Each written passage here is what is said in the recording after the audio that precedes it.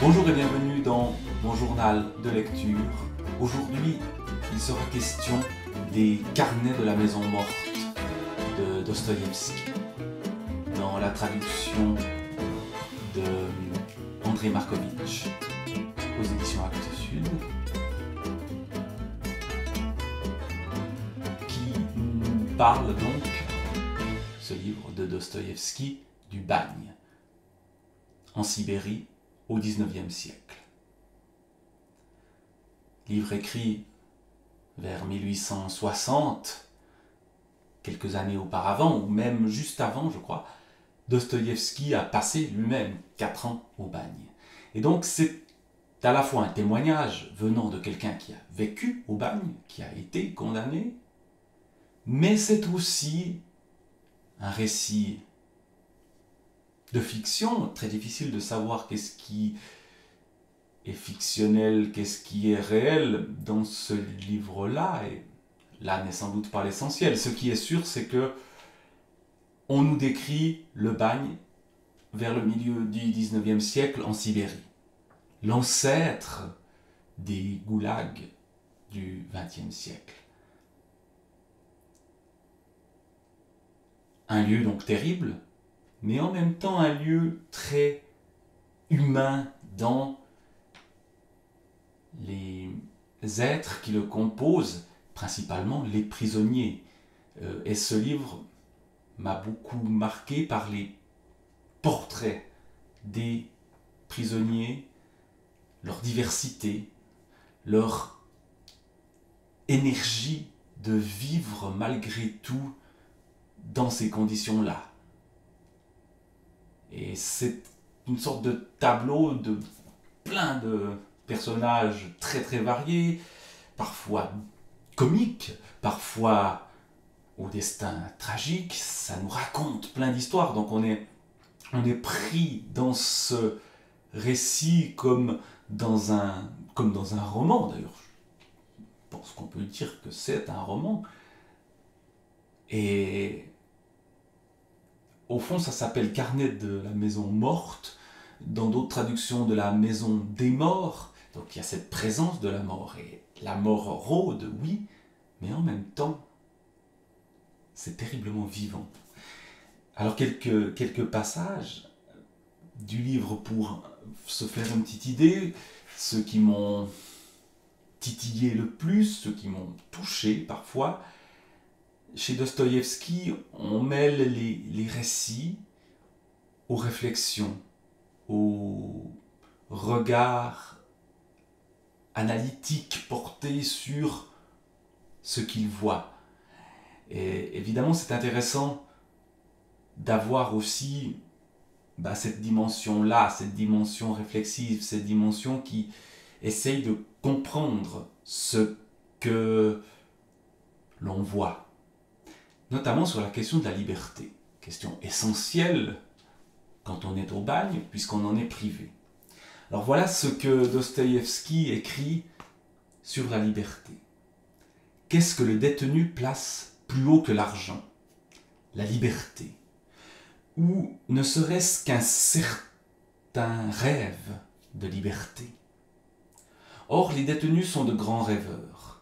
Cela, j'en parlerai encore plus tard, mais puisque j'y suis, me croira-t-on si je dis que j'ai vu des condamnés à 20 ans me dire très tranquillement des phrases comme par exemple celle-ci. « Attends, avec l'aide de Dieu, je finis mon temps et là... » Tout le sens du mot détenu désigne un homme sans liberté. Dépensant son argent, il agit déjà libre. Malgré toutes les marques au fer rouge, les chaînes, les pieux détestés de l'enceinte qui lui cachent le monde et font de lui un animal en cage, il peut se trouver de l'alcool, c'est-à-dire un plaisir interdit absolument, profiter d'une prostituée et même, parfois, mais pas toujours et de loin, acheter tel ou tel de ses chefs immédiats, les invalides, voire le sous-officier qui fermeront les yeux quand lui, il violera la loi et la discipline. Même, peut-être, par-dessus le marché, il fanfaronnera un petit peu devant eux. Or, le détenu adore fanfaronner, c'est-à-dire jouer la comédie devant ses camarades et les assurer, voire s'assurer lui-même, ne serait-ce que pour un temps, qu'il dispose de beaucoup plus de liberté et de pouvoir qu'il n'y paraît. Tout ce qui rappelle la liberté au bagne est un trésor. Et le récit de Dostoïevski va traquer ces moments dans la vie du bagne où quelque chose qui ressemble à de la liberté apparaît.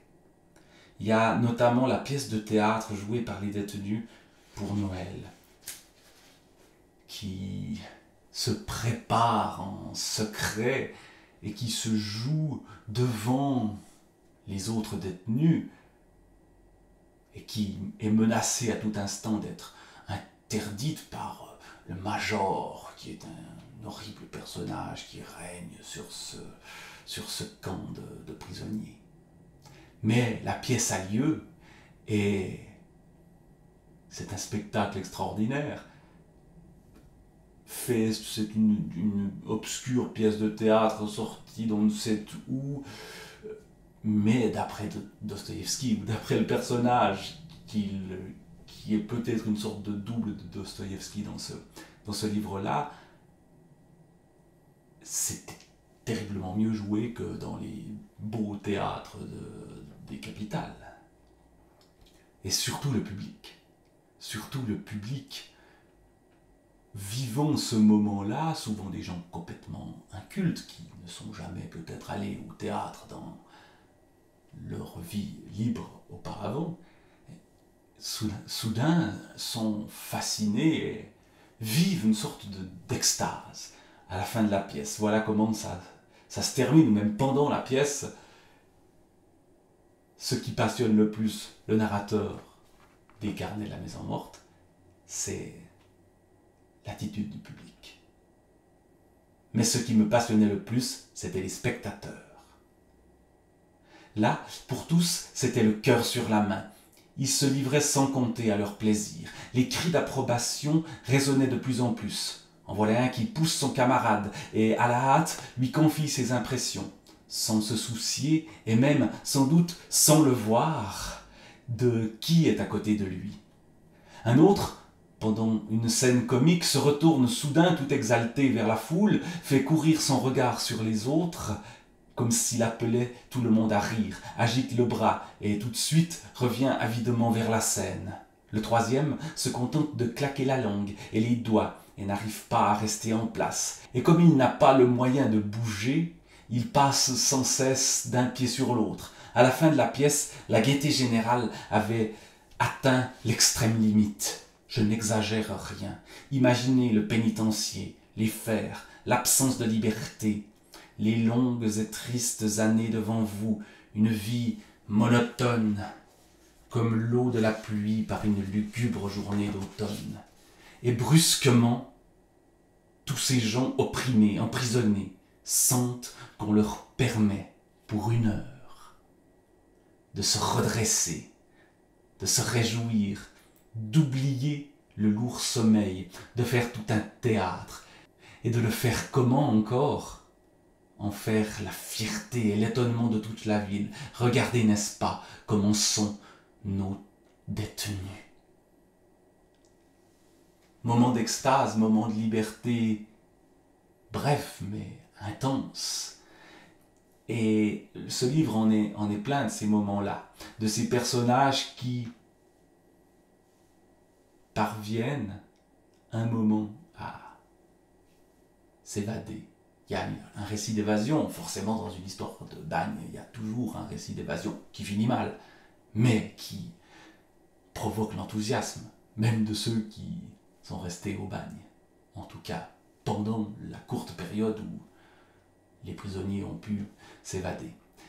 Il y a aussi, bien sûr, le quotidien du bagne et la dureté de ce quotidien. Les rapports entre les prisonniers qui sont parfois assez violents. Le narrateur est un noble et la plupart des prisonniers sont des paysans, des vagabonds, des gens qui méprisent les nobles et qui le mettent donc à l'écart. Et la communication est extrêmement compliquée. Il y a énormément de scènes où on voit que notre narrateur est un peu en dehors de la majorité des gens qui vivent au bagne. Peut-être un peu privilégié, mais surtout quelqu'un dont on se méfie. Mais il y a aussi la description des scènes dures de la vie au bagne. Cette scène de théâtre, ce moment d'extase, c'est une exception, c'est un moment noyé dans un océan de dureté. Il y a la description de l'hôpital, par exemple. Des gens qui reçoivent des châtiments, des coups de canne. 1000 coups de canne, par exemple. Et après 500, le médecin les envoie à l'hôpital, on le soigne. Et une fois qu'il est soigné, on lui refile les 500 autres coups de canne qu'il doit subir. Donc on voit la violence, la cruauté même des gens qui s'occupent des bagnards. Et l'hôpital, c'est évidemment aussi la mort. Voici le récit de la mort d'un homme à l'hôpital. Il est mort inconscient, et sa mort a été difficile, longue. Il a mis de longues heures à mourir. Dès le matin déjà, ses yeux avaient cessé de reconnaître ceux qui s'approchaient de lui. On voulait le soulager d'une façon ou d'une autre. On voyait qu'il se sentait très mal. Il respirait lourdement, profondément, avec un râle. Sa poitrine montait très haut, comme si l'air lui manquait. Il avait rejeté sa couverture, tous ses habits, et finalement, il s'était mis à vouloir arracher sa chemise. Même elle lui semblait trop lourde. On l'a aidé, on lui a enlevé sa chemise. C'était une chose effrayante de voir ce corps interminable, ses bras et ses jambes desséchés jusqu'à l'os, ce ventre creux, cette poitrine soulevée, ces côtes si distinctes comme celles d'un squelette. Sur tout le corps, il ne gardait qu'une croix de bois avec un scapulaire et ses fers, que, semblait-il à présent, il aurait pu faire glisser lui-même de ses jambes desséchées. Une demi-heure avant sa mort, nous sommes comme devenus plus silencieux. Nous parlions presque en chuchotant. Ceux qui marchaient, marchaient comme sans bruit. On ne parlait que très peu, de choses sans importance. On ne lançait que rarement des regards vers le mourant qui râlait de plus en plus. Finalement, d'une main errante et faible, il a palpé son scapulaire sur sa poitrine et s'est mis à vouloir l'arracher, comme si même lui, il était un poids, comme s'il le rendait inquiet, l'écrasait. Le scapulaire aussi, nous l'avons enlevé. Il devait mourir 10 minutes plus tard. On a frappé à la porte pour prévenir le garde. Le garde est entré. Il a regardé le cadavre d'un éruptu et est reparti prévenir l'infirmier. La mort, la solidarité aussi des prisonniers face à la mort. Ce moment où ceux qui marchaient,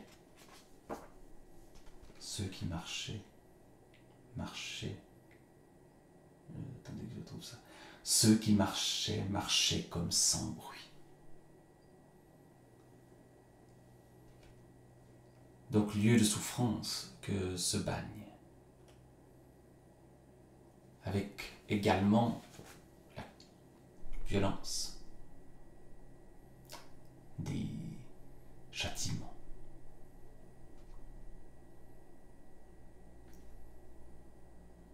Les coups de canne, les brimades des officiers et aussi le travail, la dureté du travail. Bref, un lieu terrible, mais un lieu de vie C'est la maison qui est morte dans le titre ici et non la maison des morts. Ce choix de dire maison morte ou maison des morts, je suis évidemment incapable de vous dire si ça se justifie véritablement par rapport à la langue russe que je ne maîtrise pas, mais c'est la maison qui est morte. Mais dedans c'est de la vie, même si je viens de vous lire le récit d'une mort. Et c'est un livre d'une force vitale énorme que ces carnets de la maison morte de Dostoïevski. Un livre, je crois, qui, même s'il décrit un monde horrible, fait du bien parce qu'il y a ce souffle de vie qui, malgré tout, est présent. Voilà ce que je pouvais dire sur les carnets de la maison morte de Dostoïevski. Le livre est en train de partir en lambeaux, mais ce livre-là est un livre